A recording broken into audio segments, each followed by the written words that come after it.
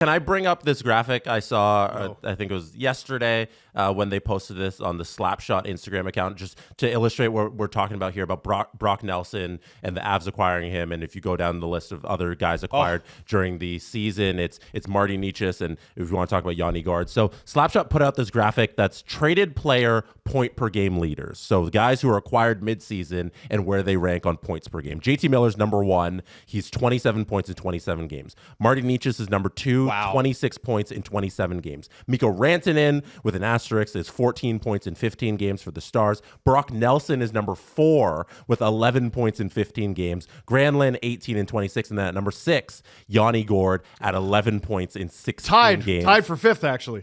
Tied for 5th, yes. Yeah, you are correct. Yeah, tied for 5th with Granlund at 11 points in 16 games. That's 0.69 points per game. That's crazy. You know what I want to say? Chris McFarland is going to be general manager of the year. Booger. Yeah, Bug. Or Christmas. Dude, sorry, the race is over. Mm-hmm. They've remade the entire team at a point in the season where they keep telling us, as Leaf fans, you can't make trades. They had 2 goalies before Christmas. They've revamped that lineup. They started the season with like 7 of their starters injured. Chris McFarland is the Lou Lamoriello general manager of the year. Isn't it named after Lou? Isn't that general manager award named after him? I don't know. It doesn't matter. He is. And I know the old adage, general manager of the year is the Stanley Cup winner. I get it. But they do have an award, and this guy is going to win it. If you give it to anyone else, I'm sorry, the award doesn't matter. This is the best general manager this year. What the Avs have done is the best improvement we've seen. Mm-hmm. They've remade the DNA of that franchise. It's unbelievable. The Necas thing is fucking crazy. That's crazy. Well, and I got to say, Jesse, if you scroll down just a teeny bit, like, Carolina, they're so stupid. Oh, the 2 players at the bottom of the list are Hurricanes. Oh, yeah. Hey, I'm not hating on the Hurricanes. No, I know. Well, I was a little bit. Hall's been pretty good. Mm-hmm. Not like we got to adjust our expectations for Taylor Hall. He's not the first overall pick guy. That was 15 years ago. Yeah. He's a very not hard guy that he was 7 years ago. Oh my God. He's a very adequate middle 6 defensive or offensive performer. Mark Jankowski's been truly special.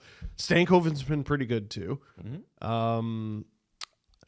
There's a world where the Hurricanes make us all look really stupid. Well, I mean, listen, them against what did the New Jersey Devils? Devils? The Devils probably. The Devils lost 7-2 to the Bruins last night. I feel like, listen, it might be too early to do our bracket challenge, which is coming, by the way. And there will be prizes this year. Really good ones. But if I'm picking a sweep in the first round. I don't know about sweep. I think. If you have to pick one that's going to be a sweep, it's got to be that one. I wouldn't even. The Caps Canadians all of a sudden is just like. It's not only is it interesting, it's fiery and exciting. The Devils. Unfortunately, because of injuries, it's like they're still in it sometimes. I was thinking this just last night. If we had to pick our cup picks for next year, the Devils would be in my top 5. Absolutely. But this year, it's like I mean, you're missing Jack Hughes. What are you supposed to do? If the Leafs lost William Nylander tomorrow, I would start prepping for the draft. Yeah. Yeah. Like, I would make sure I know who all the prospects are. Yeah, 100%. Now, Adam, can I do a little thing on the Avalanche just to back up your point? Please. And McFarland? Because sometimes ownership really matters in pro sports, and you see it with teams that are willing to go all out and spend money and all. Oh, it always matters. It comes down from the ownership, and it goes down through the ethos of the franchise. And the Colorado Avalanche are owned by Stan Kroenke. And Stan Kroenke is somebody who's been in my life for a long time because I was a St. Louis Rams fan. He owned the Rams. He didn't get what he wanted from the city of St. Louis, so he took the Rams and he moved them over to Los Angeles, where he built a brand new stadium and everything. And what Stan Kroenke won a Super Bowl. Won a Super Bowl in LA. Yeah, it's not my Super Bowl. I'm a St. Louis fan.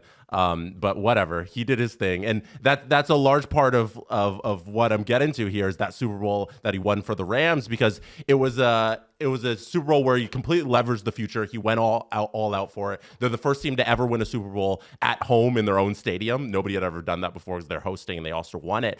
And Stan Kroenke, throughout his entire career, has done stuff like this with his franchises, where he rebuilt the goaltending, first ever team to get 2 starting goaltenders at that point of the year. He's going out, he's trading Rantanen at that point of the season, and that comes from him. And yesterday, the Denver Nuggets fired their general manager and head coach with, I think, 4 games left in the season. Which is crazy. Stan Kroenke owns the Denver Nuggets. There's a team who is 4th in the Western Conference, has the best player in the NBA, if it's either Jokic or Shea Gilgeous-Alexander, whoever you want to debate between that, and they fired their general manager and head coach with days remaining in the season. And his son runs the Nuggets because, of course, nepotism. And his son held a press conference. He said, we knew this team wasn't going to win a championship this year with the head coach and general manager in place. So we said, why not try something and give them a shot? Head coach and GM who they won with. Who they won a title with. 2 years ago, right? 3 years. 3 years ago? maybe? 22 title? Yeah. 22 I don't know. titles. So 3 years now. They won with this head coach and GM, and they said, we saw with this entire season play out, why not just try something right now with the best player in the league on our team, get in a new head coach? And that's the same guy who owns the team, who traded Mikko Rantanen. That's the same guy who said, I'm going to take my team and move them from St. Louis to Los Angeles and then win the Super Bowl. And that sort of stuff wins you championships and makes your team good. Yep. And that's coming from the owner straight downwards to the general manager who's making those decisions. And if you're criticizing your pro sports teams, maybe it's not the general manager who's making those trades. Maybe it's the Ilitch family in Yzerman's ear who's saying, you can't tear this thing down. Go out and get a guy like Jeff Petrie to keep this thing afloat.